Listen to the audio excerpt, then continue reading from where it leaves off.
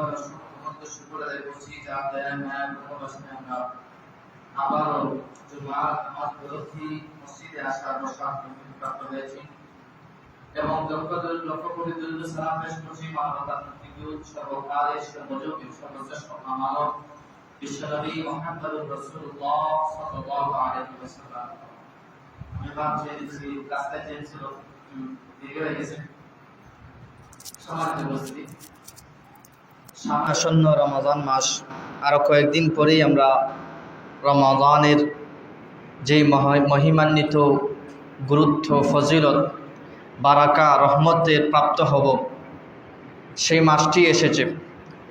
এই মাসের মধ্যে আল্লাহ রাব্বুল আলামিন সবচেয়ে বান্দাদের উপর বা মুসলমান জাতির উপর যেই সবচেয়ে বড় অনুগ্রহ কোরআন, এই কোরআন আল্লাহ তাআলা এই মাসেই নাজিল করেছেন এবং অন্যান্য মাসের চেয়ে রমাদান মাসকে সর্বশ্রেষ্ঠ মাস হিসাবেই আল্লাহ রাব্বুল আলামিন এবং রাসূল সাল্লাল্লাহু আলাইহি ওয়াসাল্লামের হাদিসের মাধ্যমে জানা যায় যে এই মাসই শ্রেষ্ঠ মাস। এই মাসের মধ্যে আল্লাহ রাব্বুল আলামিন জান্নাতের সমস্ত দরজা খুলে দেন, জাহান্নামের সমস্ত দরজা বন্ধ করে দেন, অসংখ্য অগণিত পাপীদেরকে আল্লাহ তাআলা ক্ষমা করে দেন, অসংখ্য অগণিত জাহান্নামীদেরকে আল্লাহ তাআলা তাদেরকে জাহান্নাম থেকে মুক্ত করে জান্নাতের মধ্যে প্রবেশ করান। এই মাসে আমরা আল্লাহ রাব্বুল আলামিনের কাছে প্রার্থনা করি যেন আমাদেরকে রমাদান মাসের পৌঁছে দেন এবং রমজান মাস বান্দার উপর আল্লাহ তাআলা যতটুকু চান রমজান মাসে অর্জন করুক, সেই অর্জন যেন আমরা করতে পারি। আল্লাহ তাআলার কাছে এই কামনা, তৌফিক চাই। আল্লাহ তাআলা যেন আমাদেরকে সেই তৌফিক দান করেন। ভূমিকার মধ্যে আমি কিছু কথা বলি। আল্লাহ রাব্বুল আলামিন শুধুমাত্র মুসলমান জাতির উপর রমজান ফরজ করেন নাই, অন্যান্য জাতিদের উপরও রমজান ফরজ করেছিলেন। অন্যান্য জাতিরাও, আমাদের পূর্ববর্তী যা এসেছিল আল্লাহর বান্দারা, তারাও রোজা রেখেছেন। আল্লাহ তাআলা এই কথা কেন বললেন যে তোমাদের উপর যেভাবে ফরজ করা হয়েছে অন্যান্যদের উপরও ফরজ করা হয়েছিল, অতএব তোমাদেরকে এই ক্ষেত্রে বিশেষত্ব নাই। অন্যান্যদের উপর ফরজ করা হয়েছিল কিছুদিন, তোমাদের উপর 1 মাস, তবে অন্যান্যদের উপর ফরজ ছিল, এটা দলিল সাপেক্ষ। মুফাসসিরে কেরাম বিভিন্নভাবে এই আয়াতটির ব্যাখ্যা করেছেন। সাধারণভাবে যদি আমরা দেখি, একজন মানুষ খুবই অসুস্থ, মানুষের অসুস্থতা, মানুষের ব্যাধি, এগুলো ধাপে ধাপে আছে। কারোর মাথা ব্যথা হয়, পেটে ব্যথা হয়, ক্যান্সার হয়।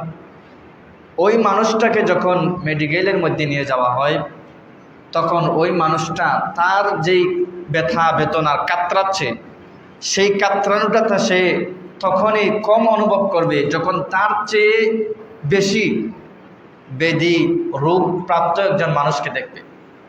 তার হালকা পেটে ব্যথা করছে, হালকা হাতে ব্যথা করছে, মাথায় ব্যথা করছে, মেডিকেলে গিয়ে যখন দেখবে যে একজন মানুষের হাতই নাই, একজন মানুষের হাত অপারেশন করা লাগছে, একজন মানুষের কিডনির ড্যামেজ হয়ে গেছে, তখন তার এই কষ্টটা অনুভব হয় না। ঠিক তেমনিভাবেই আল্লাহ রাব্বুল আলামিন আমাদেরকে সান্ত্বনা দিচ্ছেন, আবার উৎসাহ দিচ্ছেন। সান্ত্বনা কি? যে তোমরা রমজানে দিনের বেলা না খেয়ে থাকবে, রাতের বেলা আবার দীর্ঘভাবে নামাজ পড়বে, এটা তোমাদের কষ্ট হবে। হ্যাঁ, পূর্ববর্তী মানুষরাও এরকম করেছিল, এটা সান্ত্বনা। উৎসাহ কি?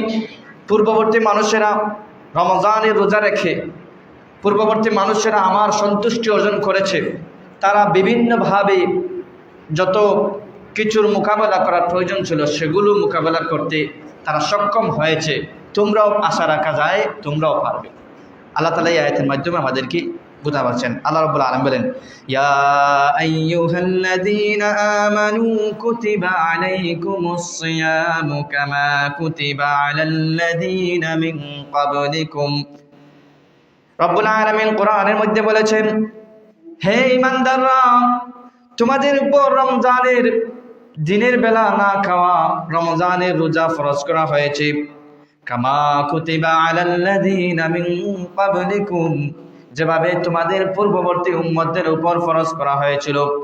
শুধুমাত্র তোমাদেরকে রমজানের আদেশ করা হয় নাই, অন্যান্য উম্মতদের উপর রমজানের রোজা ফরজ করা হয়েছিল, তারা যেভাবে পুণ্যবতী মুত্তাকি বান্দারা যেভাবে রোজা রেখে আমার সন্তুষ্টি অর্জন করতে পেরেছিল, তোমরাও যদি তাদের মধ্যে শর্ত সাপেক্ষে পূর্ণ শর্ত মোতাবেক আমাকে সন্তুষ্ট করার আদায়ের স্বার্থে রমজানের রোজা রেখে থাকো, লাআল্লাকুম তাত্তাকুন, আশা করা যায় তোমরা সেই মুত্তাকি দলের অন্তর্ভুক্ত হয়ে যাবে। সুবহানাল্লাহ। তাহলে এই আয়াতের মাধ্যমে কিয়ামত অবধি পর্যন্ত যত মানুষ আসবে, যত মুসলমান হবে, যত আল্লাহ তাআলার বান্দারা হবে, তাদের উপরও এই আয়াতের একই হুকুম থাকবে যে পূর্ববর্তী মানুষও রোজা রেখেছিল, সাহাবায়ে কেরাম রোজা রেখেছেন, তাবেঈন রোজা রেখেছেন, স্বয়ং সমস্ত রাসূল রোজা রেখেছেন, অন্যান্য উম্মতরাও রোজা রেখেছে, তোমরাও তাদের মতো রোজা রাখো। তোমাদের উপর ফরজ করা হয়েছে 5 ওয়াক্ত নামাজ যেভাবে ফরজ করা হয়েছে, হজে জীবনে একবার সামর্থ্য থাকলে ফরজ, যাকাত যেভাবে ফরজ করা হয়েছে, ঠিক তেমনিভাবে রোজাও তোমাদের উপর ফরজ করা হলো। তোমরা পূর্ণ মনোযোগে রমজান, আল্লাহ তাআলা আমাদের এই আদেশ করছেন। এবার রাসূল সাল্লাল্লাহু আলাইহি ওয়াসাল্লাম আমাদেরকে রমজানের প্রস্তুতি সম্পর্কে, কিভাবে এই মহিমান্বিত মাসকে আমরা যাপন করব, এই মহিমান্বিত মাসকে কেন্দ্র করে দিন রাত কিভাবে আমরা অতিবাহিত করব, রাসূল সাল্লাল্লাহু আলাইহি ওয়াসাল্লাম আমাদেরকে 2 মাস আগ থেকে সেই কেয়ারফুল ওয়ার্নিং দিয়ে আসছেন। রাসূল সাল্লাল্লাহু আলাইহি ওয়াসাল্লাম বলেছেন, ওয়াকাল নবী সাল্লাল্লাহু আলাইহি ওয়াসাল্লাম আহসু হিলাল শাবান লিরমাদান, হে আমার উম্মতেরা, যখন তোমাদের হায়াতের মধ্যে শেষ হয়ে যখন শাবান মাস প্রবেশ করে শুরু করে, তোমরা সেই শাবান মাসকে গণনা করতে থাকো। আজকে একদিন শাবানের 1 তারিখ, আজ শাবানের 2 তারিখ, এভাবে তোমরা গণনা করে থাকো। যখন শাবানের 30 তারিখ অতিবাহিত হওয়ার পরে প্রথম রমজানের আগেই যেভাবে চাঁদ উদিত হয়, রমজানের চাঁদ উদিত হওয়ার পরে তোমরা রোজা রাখো। শাবান মাসকে তোমরা গণনার মাধ্যমে কাটিয়ে দাও, পূর্ণ প্রস্তুতির মধ্যে কাটিয়ে দাও, আর রমজান ঢোকার পরে পূর্ণ শর্ত মোতাবেক রমজানের রোজাগুলো রাখো। সুবহানাল্লাহ। নবীজি সাল্লাল্লাহু আলাইহি ওয়াসাল্লাম বলেছেন, আহসু হিলাল শাবান, তোমরা শাবানের হেলালকে, চাঁদকে গণনা করতে থাকো। লি রমাদান, কেন? রমজান তোমাদের সামনে অতিবাহিত হওয়ার পরে। আসেন আমরা কিভাবে রমজানের প্রস্তুতি নিব এই সম্পর্কে কথা শুনি। 1 নাম্বার, সত্যিকার তাওবা। আমরা যেভাবে মসজিদে ঢোকার জন্য আমাদের পোশাক, শরীর, হাত, মুখ, পা যেভাবে পূর্ণভাবে পবিত্র করে মসজিদে ঢুকি, আমাদের শরীরে কোনো ময়লা আবর্জনা, দুর্গন্ধ এগুলো থাকলে আমাদের যেভাবে নামাজ পরিপূর্ণ হবে না, নামাজের মধ্যে ঘাটতি হবে, ঠিক তেমনিভাবে অজুবিহীন অবস্থায়ও নামাজ পড়লে সেই নামাজের কোনো ফায়দা হবে না। ঠিক তেমনিভাবে রমজান একটা পবিত্র মহিমান্বিত মাস। এই মাসে আল্লাহ তাআলা ওই সমস্ত ব্যক্তিদের রমজানের রোজাগুলো কবুল করে থাকবেন, ওই সমস্ত ব্যক্তিদের রোজার ইফতার কবুল করে থাকবেন, ওই সমস্ত মানুষদের সেহরি আল্লাহ তাআলা কবুল করে থাকবেন, তারাবি নামাজ কবুল করে থাকবেন, জিকির আজকার যা কিছু তা করে এই রমজান মাসে সেগুলো কবুল করবেন তখন যখন ব্যক্তি পবিত্রভাবে, হালালভাবে তার উপার্জনের মাধ্যমে সেহরি করবে, ইফতার করবে, পবিত্রভাবে গুনাহবিহীন অবস্থায় রোজা রাখবে, পূর্ণ শর্ত মোতাবেক তার দিন রাত রমজানের দিনগুলো কাটাবে, সেই ব্যক্তিরই রোজা কবুল হবে। আমরা যেভাবে নামাজ পবিত্র ভালো করার জন্য পবিত্র হই, ঠিক তেমনিভাবে রমজানের রোজার জন্য সেভাবে পবিত্র হতে হবে। এই পবিত্র কি? নামাজের জন্য শর্ত হলো অজু করা, এটা হলো পবিত্রতার একটা মাধ্যম।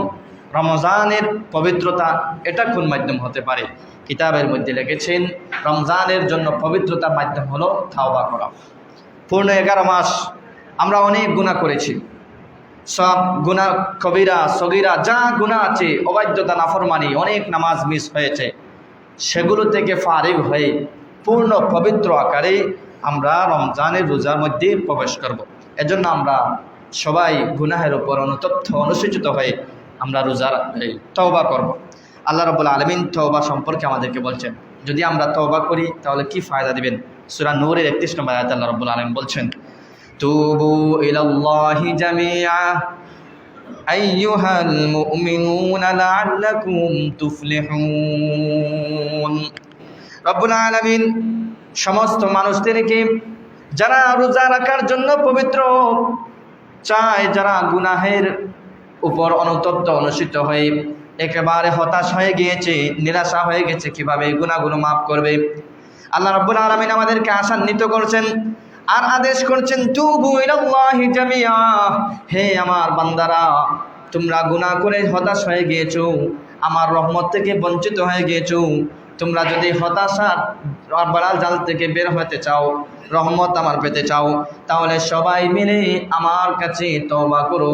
জীবনে আর গুনাহ করব না, নামাজ ছাড়বো না, হালাল খাবো হারাম খাবো না, যত অবৈধ পথ আছে আল্লাহ আমি সব কিছু ছেড়ে দেব। এভাবে তুমি আল্লাহ তাআলার কাছে তওবা করো। আইয়ুহাল মুমিনুন, হে ঈমানদার বান্দা, যদি এভাবে তওবা করো সমস্ত পূর্ণ শর্ত মোতাবেক আমার কাছে সবাই অনুতপ্ত অনুষ্ঠিত হয়ে আত্মসমর্পণ করে থাকো, লাআল্লাকুম তুফলিহুন, আল্লাহ তাআলা বলছেন তোমাদের সমস্ত গুনাহগুলো মাফ হয়ে যাবে। পরবর্তী জীবনে তোমাদেরকে শান্তিময় সুখময় জীবন দান করব। তো পূর্ণ শর্ত মোতাবেক তোমরা আমার কাছে তওবা করো, লাআল্লাকুম তুফলিহুন, অবশ্যই তোমরা সফলদের অন্তর্ভুক্ত হয়ে যাবে। সুবহানাল্লাহ। আমরা যারা তো গুনাহ করে করে একেবারে জর্জরিত অবস্থায় এসেছি, এই মহিমান্বিত শাবান মাসে পৌঁছে গেছি, কয়েকদিন পরে আমাদের আসন্ন রমজান। মুমিনের প্রতিটি হৃদয়ে যেই মাসের জন্য আক্রোশ থাকে, আকর্ষণ থাকে, মুমিনের প্রতিটি হৃদয়ে যেই মাসের জন্য অপেক্ষায় প্রহর গুনতে থাকে, সেই মাস আমরা কয়েকদিন পরে পেতে যাচ্ছি। এজন্য আল্লাহ তাআলা প্রথমে আমাদেরকে বলছেন তওবা করো, তোমাদের শরীরের মধ্যে যত অপবিত্রতা আছে সেগুলো দূর করো, মনের মধ্যে যত অপবিত্রতা আছে সেগুলো দূর করো, কথার মধ্যে যেই অপবিত্র আছে সেগুলো দূর করো, গুনাহে জর্জরিত তোমার শরীর সেগুলোকে তুমি পবিত্র করে দাও। কিসের মাধ্যমে? তওবার মাধ্যমে। তওবা করো পরিপূর্ণভাবে, তখন তোমার এই শরীর, মন, দিমাগ, মস্তিষ্ক সব কিছু পবিত্র হয়ে যাবে। সুবহানাল্লাহ। এরপরে আল্লাহ রাব্বুল আলামিন সূরা তাহরিমে আমাদেরকে আবার বলছেন, ইয়া আইয়ুহাল্লাযীনা আমানু তুবু ইলাল্লাহি তাওবাতান নাসুহা। হে ইমানদাররা, তোমরা আমার কাছে পরিপূর্ণভাবে তওবা করো, এমন তওবা যেই তওবা তুমি তোমাদের পূর্ববর্তী গুনাহগুলো মাফ করে দেওয়া হবে এবং পরবর্তী জীবনের জন্য তোমরা শান্তি জীবন আশা করতে পারো। যদি আমরা তওবা করি, আসা রাব্বুকুম ইউকাফিরু আনকুম সাইয়্যাতিকুম, আমাদের মাধ্যমে আল্লাহ রাব্বুল আলামিন আমাদেরকে দুইটা পুরস্কার দিবেন। এক নাম্বার, আসা রাব্বুকুম আইয়ুকাফিরু আনকুম সাইয়্যাতিকুম, আল্লাহ তাআলা আমাদের পূর্ববর্তী সমস্ত গুনাহগুলো আল্লাহ তাআলা মাফ করে দিবেন। ওয়ায়ুদখিলাকুম জান্নাতিন তাজরি মিন তাহতিহাল আনহার, মৃত্যুর পরে মুমিনের কামনা বাসনা চিরস্থায়ী স্থান জান্নাতের অন্তর্ভুক্ত করবেন। সুবহানাল্লাহ। আমরা যদি পরিপূর্ণভাবে তওবা করি, পরিপূর্ণভাবে শর্ত মোতাবেক তওবা করে আল্লাহ তাআলার কাছে ফিরে আসি, তাহলে দুইটা পুরস্কার দিবেন। একটা, আমাদের পূর্ববর্তী সমস্ত গুনাহ আল্লাহ তাআলা ক্ষমা করে দিবেন। দুই নম্বর, আমাদেরকে জান্নাতের অন্তর্ভুক্ত করবেন। সুবহানাল্লাহ। এরপরে আল্লাহ রাসূল সাল্লাল্লাহু আলাইহি সাল্লাম বলছেন, শুধুমাত্র উম্মতদেরকে নবীজির তওবা করার জন্য আদেশ করেন নাই, ইস্তেগফার করার জন্য আদেশ করেন নাই, নিজে বলে কাজ করে বাস্তবায়ন করে রাসূল সাল্লাল্লাহু আলাইহি সাল্লাম দেখিয়ে দিয়েছেন। সহিহ মুসলিমের 2702 নম্বর হাদিস, রাসূল সাল্লাল্লাহু আলাইহি সাল্লাম বলেন, ইয়া আইয়ুহান নাস তুবু ইলাল্লাহ ফাইন্নী আতুবু ফিল ইয়াউমি ইলাইহি মিআতু মাররা। হে মানুষ সকল, হে আমার উম্মতেরা, যারা আমার দাওয়াত গ্রহণ করে আমার আনুগত্য করছো তাদেরকে বলছি, যারা আমার আনুগত্য করছো না এখনো করবে তাদেরকেও বলছি, তোমরা তওবা করো। কেননা আমি নবীজি নিষ্পাপ হয়েও, আমার কোনো ধরা মারা নাই, আমি নবীজি নিষ্পাপ হয়েও আমি প্রতিদিন দিনে 100 বার আল্লাহ তাআলার কাছে তওবা করি। সুবহানাল্লাহ। যেই নবী আল্লাহ তাআলার পরে যার স্থান, সমস্ত মানুষের মধ্যে তিনি সর্বশ্রেষ্ঠ, যার উপর কোরআন নাজিল হয়েছে, যার কথা মোতাবেক আমাদেরকে চলার আদেশ করা হয়েছে, যে প্রথমেই জান্নাতের মধ্যে প্রবেশ করবে, যার সুপারিশ মাধ্যমে অসংখ্য অগণিত পাপাচার উম্মতরা সুপারিশ পেয়ে আল্লাহ তাআলার রহমতের প্রাপ্ত হবে, সেই নবীজি প্রতিদিন 100 বার তওবা করেছেন। আমরা গুনাহগার, আমাদের পাপে জর্জরিত, আমাদের কোনো শ্রেষ্ঠত্ব নাই, আমরা দুনিয়ার মধ্যে আল্লাহ তাআলার রহমতের ভিখারি। আমাদের কতটুকু, আমাদের কতবার তওবা করলে তার হিসাব মিলাবে আল্লাহ তাআলা। এজন্য আমাদের রাসূল সাল্লাল্লাহু আলাইহি ওয়াসাল্লাম প্রতিদিন 100 বার তওবা করেছেন। আমাদের আরও বেশি তওবা করা উচিত। যখনই গুনাহ হয়ে গেছে তখনই আল্লাহ তাআলা এই গুনাহের উপর অনুতপ্ত অনুসূচিত হয়ে আল্লাহ তাআলার কাছে তওবা করা, এটাই জ্ঞানবানদের কাজ। আল্লাহ তাআলা আমাদেরকে তওবারশীল বান্দাদের অন্তর্ভুক্ত করেন। আল্লাহ তাআলা আমাদেরকে তৌফিক দান। রমজান উপলক্ষে আমাদের প্রস্তুতি কি করব? 2 নম্বর, দোয়া করা। এখন আমাদের রমজান কয়েকদিন পরে, আমরা সেই রমজান পাওয়ার জন্য আল্লাহ তাআলার কাছে দোয়া করব।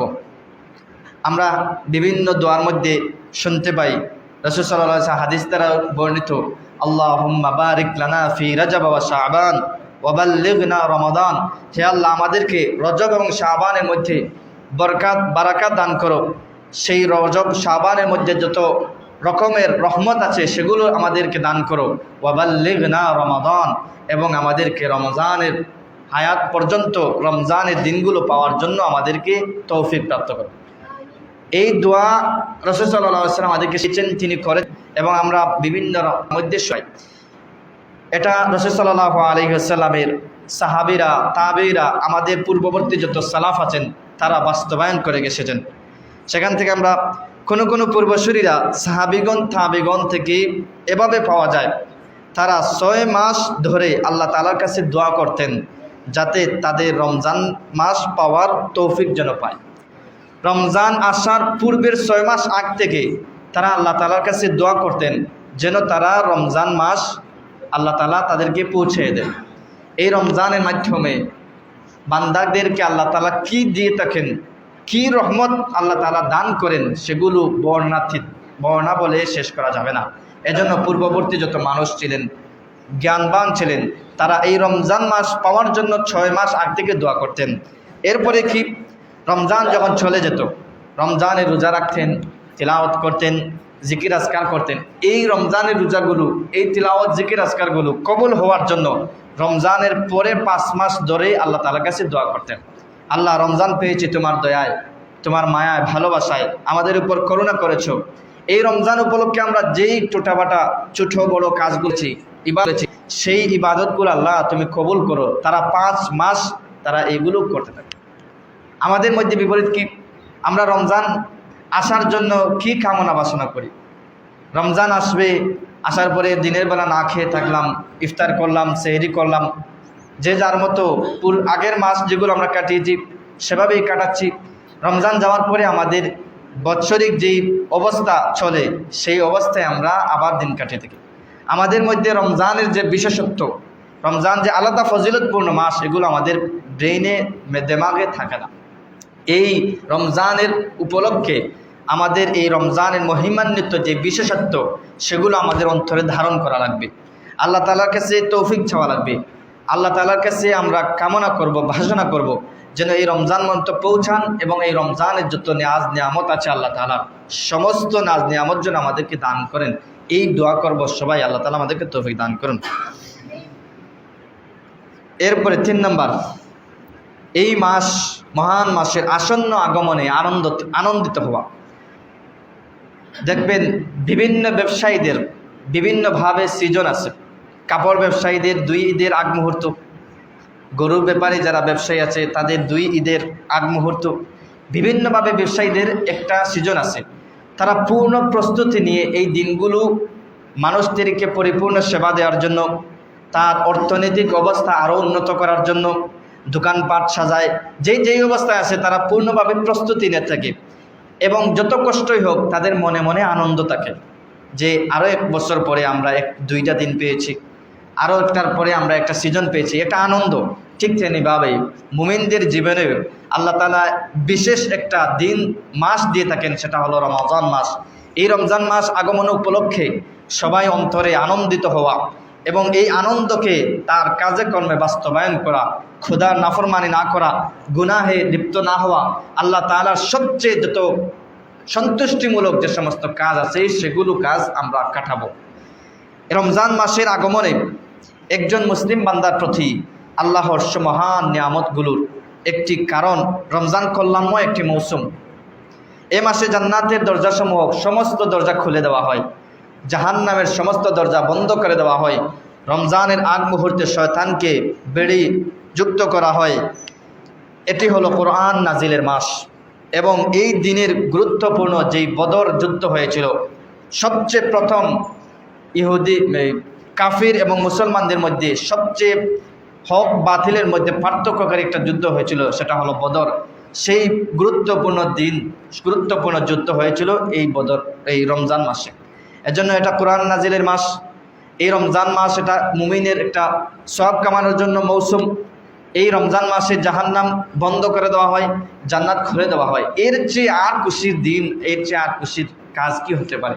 এজন্য সমস্ত মুসলমানদের ভিতরে আল্লাহ তাআলার এই মহিমান্বিত মাসে আমরা আনন্দিত থাকব। আল্লাহ তাআলা আমাদেরকে বলছেন সূরা ইউনূসের 58 নম্বর আয়াতে, কুল বিফাদলিল্লাহি ওয়া বিরাহমাতিহি ফাবিযালিকা ফালইফরাহু হুয়া খায়রুম মিম্মা ইয়াজমাউন। তোমাদের মধ্যে যে সমস্ত অসুখের পরে, অশান্তির পরে, নিরাশার পরে আনন্দ আসবে, সেই আনন্দটা তুমি আল্লাহ তাআলার বলো। কুল বিফাদলিল্লাহ, এটা আল্লাহ তাআলার অনুগ্রহে, ওয়া বিরহমাতিহি, এবং এটা আল্লাহ তাআলার রহমতের মাধ্যমে আমি অশান্তি থেকে, রোগ থেকে, নিরাশা থেকে আমি প্রশান্তি পেয়েছি, পরিত্রাণ পেয়েছি। এজন্য তোমরা আল্লাহ তাআলার রহমত এবং অনুগ্রহ স্বীকার করো। ঠিক তেমনিভাবে আমরা এই 11 মাস অপেক্ষা করে করে করে করে রমজান মাস পেয়েছি। এই রমজান মাসে অসংখ্য অগণিত মুমিন বান্দাদেরকে মাফ করে দেওয়া হয়। এই রমজান মাসে অসংখ্য অগণিত জাহান্নামদেরকে মুক্ত দেওয়া হয়। সেই আনন্দটা তোমরা ফিল করো এবং এই আনন্দের মাধ্যমে খোদার নাফরমান না হয়ে আল্লাহর আনুগত্যশীল বান্দা হয়ে আল্লাহ তাআলার এই হুকুমের মাধ্যমে তোমাদের কাজগুলো বাস্তবায়ন করো। এটা আল্লাহ তাআলা আমাদেরকে শিক্ষা দিয়েছেন। 4 নম্বর, যেহেতু আমরা রমজান মাস সামনে এসেছে, ফরজ একটি বিধান আমরা পালন করব, তাই রমজান মাস আসার পূর্বে যত ঋণ আছে সমস্ত ঋণগুলো আমরা মারব। ঋণ কি? যেই ফরজগুলো আমরা তরক করেছি, যেই নামাজগুলো আমরা মিস করেছি, সেই নামাজগুলো আমরা আবার এই কজা আদায় করে রমজানের আগে শেষ করে দিব। যে ওয়াজিবগুলো আমাদের কাছ থেকে ছুটে গেছে সেই ওয়াজিবগুলো আমরা আদায় করব। মানুষের মধ্যে যে সমস্ত ঋণ বলেন তার অধিকারে বঞ্চিত হয়ে গেছে তাদের সবার আমরা করে পবিত্র অবস্থায় আমরা রমজানের মাস এটা আমাদের এই রমজান শিক্ষা দেয়। সাল্লাল্লাহু আলাইহি ওয়াসাল্লামের স্ত্রী আয়েশা রাদিয়াল্লাহু তাআলা আনহা, তিনি মুসলিম শরীফ 1148 নম্বর হাদিস, عن أبي سلمة رضي الله تعالى عنها قالت سمعت عائشة رضي الله تعالى عنها تقول كان يكون علي الصوم من رمضان। নবীজি সাল্লাল্লাহু আলাইহি ওয়াসাল্লামের স্ত্রী আবু সালামা তিনি বলেন, আমি আয়েশা রাদিয়াল্লাহু তাআলা আনহার কাছ থেকে শুনেছি, তিনি বলেন কানা ইয়াকুনু আলাইয়া সাওমু মিন রমাদান ফামা আস্তাতিউ আন আকদিয়াহু ইল্লা ফি শাবান। আমার রমজান আসার পূর্বে যত ফরজগুলো আমার উপরে ছিল থাকে, সেই ফরজগুলো আমি সবগুলো রমজান আসার পূর্বে সবগুলো আমি শেষ করে দিই। সুবহানাল্লাহ। আয়েশা রাদিয়াল্লাহু তিনি বলেন, আমি রমজান আসার পূর্বে শাবান মাসে যত ফরজ, যত ওয়াজিব তরক করেছিলাম, সমস্ত ফরজ ওয়াজিবগুলো আমি রমজান আসার পূর্বে শেষ করে দেই। কারণ আমি ঋণ নিয়ে আমি রমজান মাসে প্রবেশ করব না। এটা হলো তাদের মন মানসিকতা এরকম ছিল। আল্লাহ তাআলা আমাদেরকে সমস্ত ফরজ ওয়াজিব থেকে মুক্ত হয়ে রমজানে প্রবেশ করার তৌফিক দান করুন, সবাই বলেন আমিন। এরপরে 5 নম্বর, রমজানের প্রস্তুতিমূলক আলোচনার 5 নম্বর পয়েন্ট হলো পর্যাপ্ত ইলম, জ্ঞান অর্জন করা, যাতে সিয়ামের হুকুম, বিধিবিধান এবং রমজান মাসের মর্যাদা সম্পর্কে জানা যায়। আসলে দেখবেন যেই জিনিস জানবেন, যেই জিনিস জানার মধ্যে থাকবে, সেই জিনিসগুলো কাজ করতে প্রফুল্লতা থাকবে। রমজানের রোজার ভাঙ্গার কারণ, কোন কোন কারণে রমজানের রোজা ভেঙে যায়, কোন কোন কারণে রোজা ছুটে যায়, কোন কোন কারণে রোজা সহি হবে, শুদ্ধ হবে, রমজানের ফজিলত সম্পর্কে আমরা যদি জানি তাহলে এই রমজান আমাদের রাখাতে আনন্দ হবে এবং এই মর্যাদা পুরস্কার সম্পর্কে আমাদের আরও জ্ঞাত হলে রমজানের রোজাগুলো আমাদের আনন্দ ফিল হওয়ার মধ্যে থাকবে। রমজানের রোজাগুলো কোন কারণে ভেঙে যায়, কোন কারণে আমাদের সহি হয়, সেগুলো যদি আমরা জানি, হঠাৎ অ্যাক্সিডেন্ট হয়ে গেল, তখন আমরা নিজেরা নিজে ফতোয়া দিতে পারবো যে এই কারণে রোজার ভেঙে যায় না, এই কারণে রোজা সহি হয়। আমরা এইটুকু ইলিম অর্জন করে করে রমজানের রোজাগুলো রাখার জন্য মন মানসিকতা তৈরি করব। বাজারে বিভিন্ন বই পাওয়া যায়, বিভিন্ন নেট থেকে আমরা এগুলো জানার চেষ্টা করব। কোন কারণে রোজা ভেঙে যায়, কোন কারণে রোজা সহি হয়, কোন রোজার ফরজগুলো কি কি, সেগুলো আমরা জানার চেষ্টা করব। এরপরে আসেন 6 নম্বর, রমজান মাসের প্রস্তুতিস্বরূপ শাবান মাস থেকেই সিয়াম পালন করা।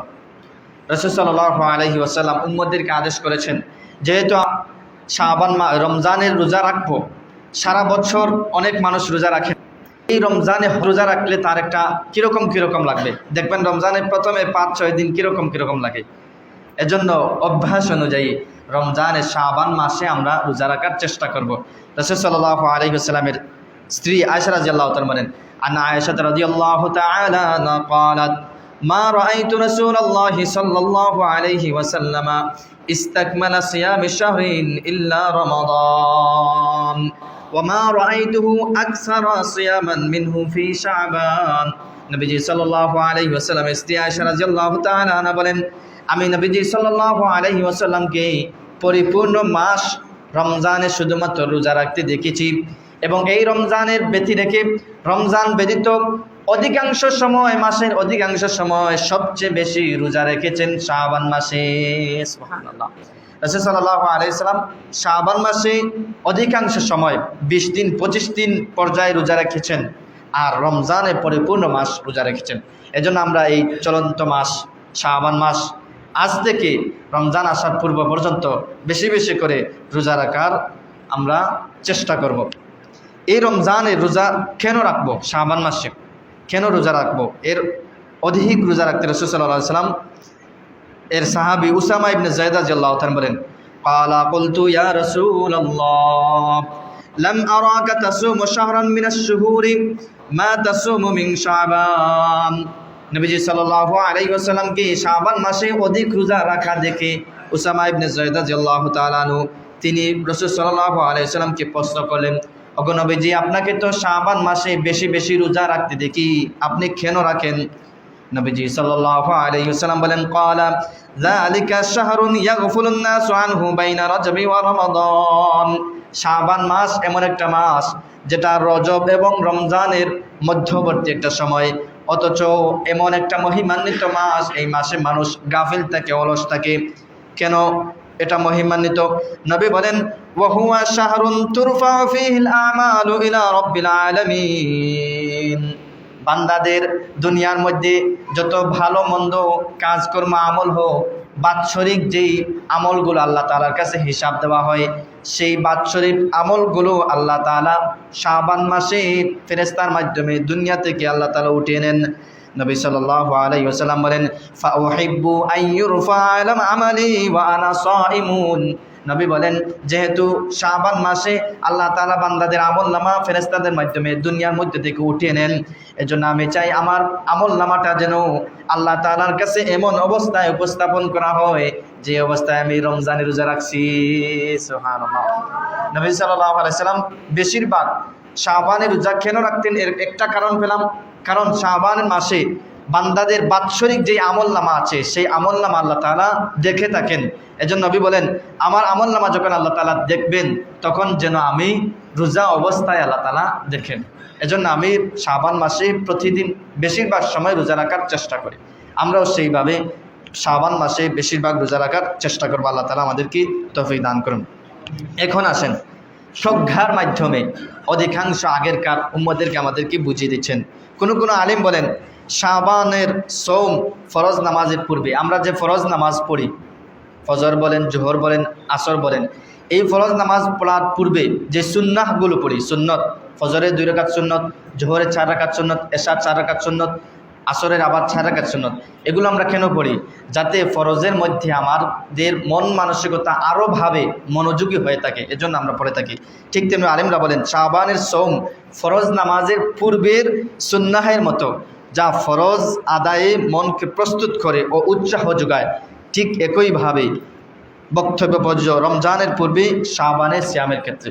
যদি আমরা বললাম আগে যদি এই শাবান মাসে রোজা রেখে রেখে নিজেকে অভ্যাস করে তুলি, তখন রমজানে রোজা রাখতে আমাদের তেমন কোনো হুচট খাওয়া লাগবে না। আল্লাহ তাআলা আমাদেরকে এই সামনে আসন্ন রমজান আসার পূর্বে বেশিভাবে প্রস্তুতি নিয়ে পরিপূর্ণভাবে রমজানে ঢুকার এবং রমজানের পূর্ণভাবে সমস্ত নাজ নিয়ামত উপভোগ করার আল্লাহ তাআলা যেন আমাদেরকে তৌফিক করেন। আমিন ওয়া আমিন। আল্লাহ তাআলা আমিন। আসসালামু আলাইকুম।